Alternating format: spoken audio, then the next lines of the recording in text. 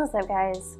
So one of the things that I've seen and that I've experienced myself is people that don't feel like it's reasonable or rational for someone to try and start a photography business in 2019 or even in recent years, because and there are good reasons for this. These do-gooders in our families that really just want to bring us down, the market's too saturated. I remember telling my hairdresser that I was going to become a photographer. I had been doing photography for years, I just never opened a business. And I thought it was strange that her reaction was not what I expected. Oh, well, you're not gonna do any good at that. And I was like, really? Why do you think? Well, there's just so many photographers on Facebook. I mean, everybody's got a camera. And I remember feeling, I mean, we had known each other for many years. We worked at the same mall. I was a store manager and she was the manager of the hair salon, and she did my hair. And she knew I was creative and pretty passionate and ecstatic, and I went for the things I believed in. So I thought it was kind of strange that she would say that to me. But I've seen a lot of people say stuff like that here in the past few years as well to other people.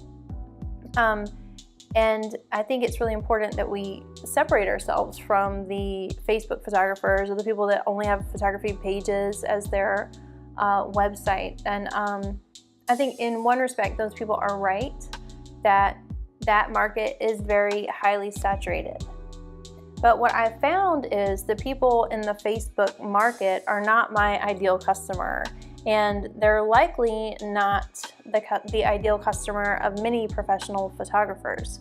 And so the person that has the Facebook page is either going to fizzle out, or they're going to go on to be a professional photographer and eventually create a website. But from perspectives of other people looking in, I can see how maybe they feel like they're trying to give us good advice and do good to steer us the right directions, when actually they're just kind of telling us what we already know and crushing our dreams.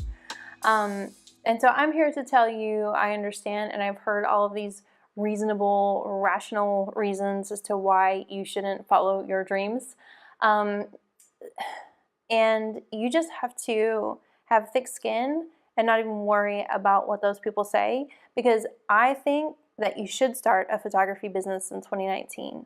The right person should start it. The logical reasons as to why not to start a business really boil down to fear. You have low self-confidence, you're afraid of putting yourself out there, you're afraid of losing things that you've already acquired in your life, material possessions. There's a lot of stuff that you may have to give up if you want to become a full-time photographer, or that you may have to do without. And so I think people have a lot of fear for actual physical things, and then fear for those mental things. And fear can really stop you from doing the things that you should be doing with your life. I feel like we're all born with some sort of gift. I feel like God imparted me with a gift of creativity, even though I can't see it myself. I don't feel like I'm a creative person, but a lot of other people say that I am. And I feel like I was given a gift of being able to see things that other people may not be able to see. So kind of like a highly active observer of moments. I don't know.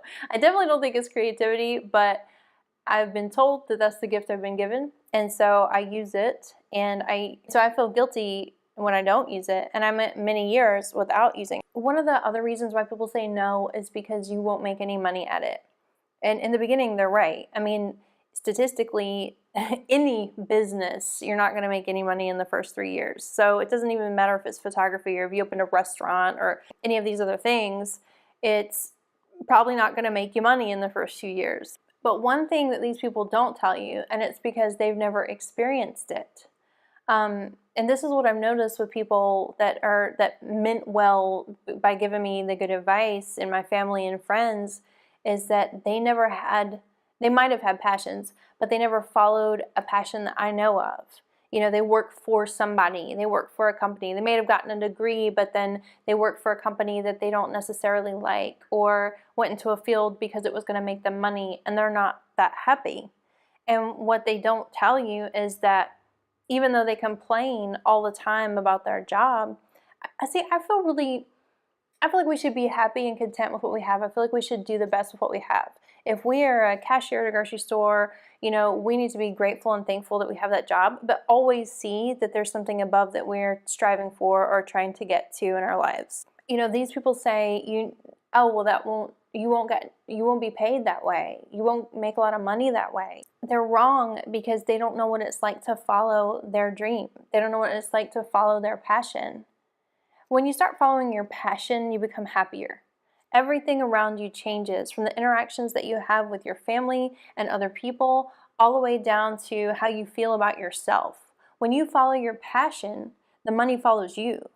And I know that sounds really crazy, and I sound like some motivational Tony Robbins guru or something, self-help, but I went many, many years working my way up in retail. I got a business degree, which has helped me with my business, but I went many years working my way up in retail, working in grocery stores, fashion retail, and giving up my dreams and giving up my time with my children. I regret a lot of doing the rational and reasonable thing and being a manager. I regret spending 80 hours of my life a week or even more sometimes on somebody else's business and making sure that somebody else's business was running smoothly instead of spending that time on my own business and that time on my kids. People say that when you start your own business, you're spending, 80 to 100 hours a week on it, and that's true. But for my business, and I think that's true in the beginning, and I think it's true that we need to continuously be passionate and have this drive with our businesses. But what I found was the opposite. I work 40 hours a week or less on my actual business, and I spend more time with my children. And I'm able to be home during the day with my child that has autism. So I feel like I traded a lot of time for a little bit of money that didn't amount to anything. I didn't have the confidence, the self-confidence I have now. I didn't have the time that I have now. I didn't have the family, the communication, the love that I have now, because I forfeited all of that for someone else's business. So I just want to say, if you are a momtographer, the one that the pro photographers look down on, and you don't even know how to use your camera yet, but you're thinking, I might want to start a business one day, don't let people get you down. Learn what you need to learn and get yourself up there and do it. The more time you waste now, the less time you have with your children, the less time you have living your dreams if you don't have children even. So I say, put in the work. Take the extra 2 hours a day to learn what you need to learn, or 30 minutes a day, whatever it takes, and start your business. People say there's too many people saturating the market. You find ways to set yourself apart. You find your customer. It doesn't take you long to figure out the kind of people you don't like, I'll tell you that much. And then you just figure out the ways to get the people that you do like. I'm not saying that it's easy to run your own business by any means, but I am saying that it's extremely rewarding, and if you don't do it, you'll regret that you didn't try. Now, if you're not a passionate individual, if you're not a driven individual, then no, I don't think that you should start a business, any type of business, whether it be photography, it doesn't matter. But if you are thinking in the back of your mind for months to years now, I kind of feel like I should do this with my life, you need to explore it. I, for one, will be your cheerleader. I want to tell you guys a story on how I started my photography business. I think it's really important because it comes from a place of necessity, basically. I was a front-end manager at a grocery store that I can't name because, well, I'll tell you later. But basically, I was there for almost a year. And I had been in a grocery store and retail a long time before that. I went to this company because of its values, because of its culture, and I felt like I'd be a really, really good fit there. And it was such an utter disappointment. I remember the day before my first year was up, I was brought into the back office by my district manager and my store manager, and my district manager looked at me and said that they were letting me go. And I immediately said, present me with something in my file to give me an explanation of how you're going to let me go. Because there was nothing. And he said to me, well, Jennifer, who here likes you? And my response was, it's not a popularity contest. You hired me to come in and get the front end in order, which requires me to do my job that not everybody's going to like. You specifically told me that I was going to have to fire people. And then when I did fire people, everyone thought that I was crazy. You specifically told me I have to reorganize everything in the front end. And I did my job successfully. I've been trying to do my job. Well, it turned out that the people on the front end didn't like me because of that. And the store didn't like me because I had to be a manager on duty 3 days a week, which required me to manage the store 3 days a week, which required me to report people who were smoking pot behind the store, like other department heads, which required me to make observations about other departments and report them to the store manager because of safety reasons. To make a long story short, I wasn't a good old boy, and I wasn't ever going to be a good old boy because I have values and because I stand up for other people. Like when the operations manager decided to walk the store with me, I don't know why the store manager decided to not be present that day, and he decided to cuss out the boy in the meat department in front of a woman and her little 3-year-old daughter. Of course I said something to him. I didn't care that he was the director of operations. You really shouldn't be speaking like that in front of children, and you shouldn't be talking to employees that way. Well, needless to say, I was forced to resign. So with this came a pile of money. So I had 7 days to think about either getting a lawyer and taking this notebook that I had about the company to the lawyer, or taking the money and just saying I would never speak about it. Eventually, I decided it'd be easier for me to just take the money and leave. Looking back on it, I kind of wish I'd fought, and I probably would have got more money, but that chapter of my life needed to be over. So basically, I had this money I was sitting on, and I thought, what am I going to do? I have to find another job. And I had my resume ready, and I'd go to put in applications, and this feeling in my gut was just telling me to run, because if I can be fired for basically doing my job to the best of my ability, then why do I want to work for somebody else?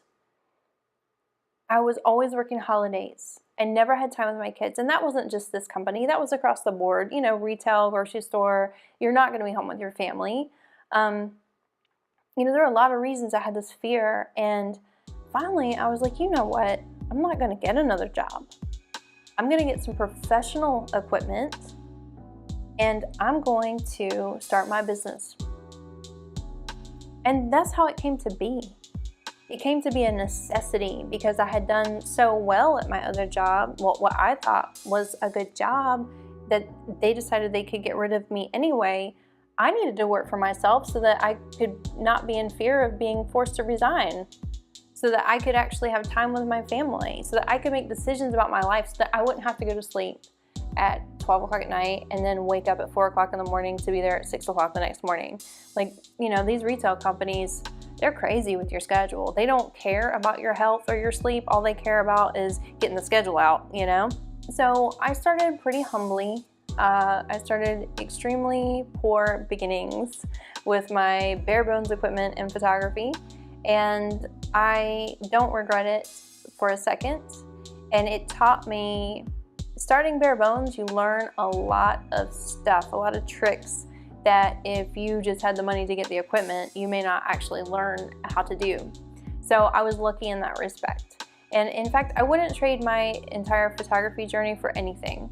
And I feel like no matter who you are, if you have a passion for photography, you need to figure out how you're going to use it, whether as a hobby or as a job. Just do it. Just pick up the camera and do it. And don't even worry about what anyone else is going to think about your picture. And don't worry about what anyone else is going to say if you've decided to start a business. I'll be your cheerleader, I promise. But anyway, I just want to get that off my chest today. I think maybe some of you needed to hear this today.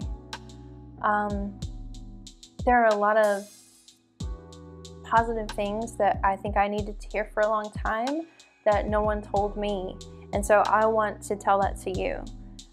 You're good enough and you can do this, and it doesn't matter what other people say to you. Just let it go. Who cares? So if you like this video, like it. If you don't like it, comment and tell me why. And please subscribe if this video helped you, and click the bell for notifications. And I'll see you guys next time.